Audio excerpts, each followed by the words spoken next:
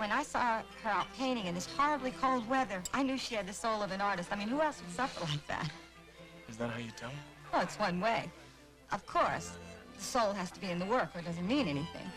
Whatever Lola wants, Lola gets, and little Lola wants you. Bravo. Lola Falana is with us this morning, but I've just found out that it's really Loletha. What's your name? Loletha Falana. Loletha Falana. But Loletha. we have a great deal in common. Your name? Yeah, right. Oh, no, but we're going to go back. I actually spoke to you about 10 years ago, I think it was, in Chicago, and I can't for the life of me remember what it was that you were doing. It would have been something with CBS. About 8 or 10 years ago, and the thing I remember is you had fingernails that were that long. And at the time when nobody had fingernails like that, because now, you know, you can make them up, but those were real, and they were silver, and everybody was just so fascinated by Lola Falana's fingers. What on earth could you have been doing at that time? Golly, I can't even remember the silver polish. It's, I'm not sure. Maybe it'll come to me before we finish. It's really not important. Okay. Well, we like a lot of trivia right here. Wait, I have to get the odor.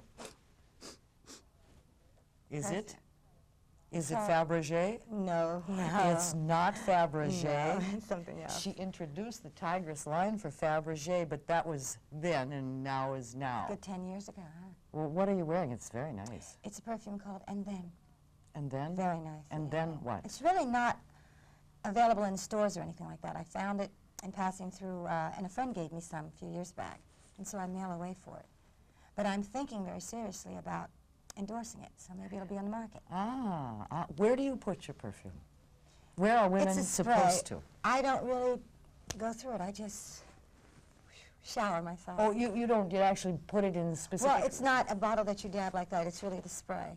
So I like to put some over my hair because someone's taller, and your hair breathes it, and my neck and my arms, you know.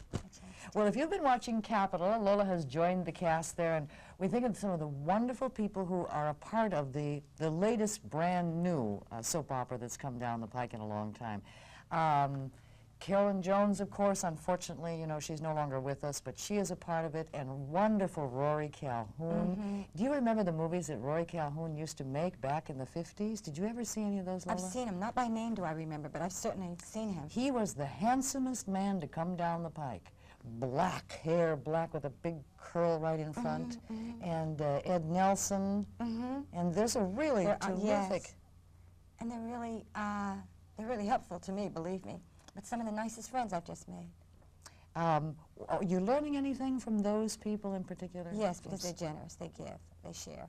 When I first came, they knew that I was more conscious of them looking at Lola Falana, showwoman coming in, as opposed to being Charity Blake, the character. And they immediately, everyone, with no exceptions, everyone just stood back and gave me space so that I wouldn't feel this concentration. They already knew I felt it. I like their sensitivity, but that's why they're artists on that caliber. They immediately just let me just grow into it on my own, and just as I relax, and then the friendship, and then the offers to help without, you know, making me feel like everybody's studying me. It was just easy. Everybody handled it so well that by the third day, I was on my job. I wasn't a new kid on the block, and it's awfully quick. It takes a lot of love. Do you learn lines quickly? Yes, I do, thank goodness. That's because I'm in the business of memorizing lyrics, and I come from Broadway, so it comes very nicely for me. Oh, how do you like this compared to your live theatrical work and your music? It's written there, that's what you have to say, and we've got X number of hours or minutes in which to do it. It's pretty fast-paced, is it not? It requires another part of my development, and as long as it's progress, I like it. And it's good. I mean, it serves me well. Lola, are there any subjects that are still taboo on the soaps? I mean, we've done incest now. There were some that were taboo, but is there anything, or is now anything to be said? I'm not sure I fully qualify to answer that question. I know that they still have a gentleman or a lady down there for censorship. Oh, yeah? Yes, because they're still, you know, concerned with what the public will accept and will not. So they're still there. Do any of the characters on the soaps smoke anymore? Now, I haven't seen anyone with a cigarette in their hand in a while. I'm not sure. It's curious how that has evolved, because remember, It's everybody, not popular. especially in soaps, used to stand around. You have a drink and you have a cigarette. And it started in the haven't old movies first, yeah. and just sort of became a glamour image, and now that it's associated with the big C, how could it be called glamour? Right, yeah. But it gave the actors something to do, you know, in They'll the just sense. have to come up with something else, because Yeah. little children emulate. I mean, a lot of things I did in growing up and that intrigued me with the business was emulating what I saw. And if it's a lie and it's going to be harmful, then you're not serving the public. And they're making you what you are. I mean, you spend millions of dollars for fantasy when there's some coarse reality out here that could use that millions. So at least be of service. So I'm glad to see them conscientiously being responsible. Lola, you're one of 6 children.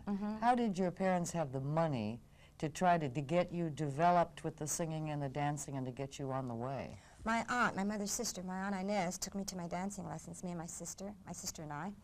And I have a fine family. I have another aunt, a couple of aunts that are teachers, and an uncle who's a doctor, and they're a fine family to the extent that they look around and see which one of the children are leaning different ways, and they pull them out and help. My uncle put my brother into college for my mother. I've grown with some really fine examples of family love, and the sharing was there. And then my dancing teacher, Sidney King, after she saw that I loved it, she told my mother, Lola can take some lessons for free because she loves it so much, and she gives it back by teaching the younger ones, which I did. Well, you are absolutely beautiful. You really are. Thank you. Indescribably beautiful. And good luck to you on Capitol. Well, thank you A again. nice thing. We'll be watching for her here every afternoon right here on 1011. Her name is Lola Falana, and of course it's Capitol. Well, may I say you're lovely too. Well, thank you. I really appreciate that. Please stay tuned because we've got more to come as the morning show continues.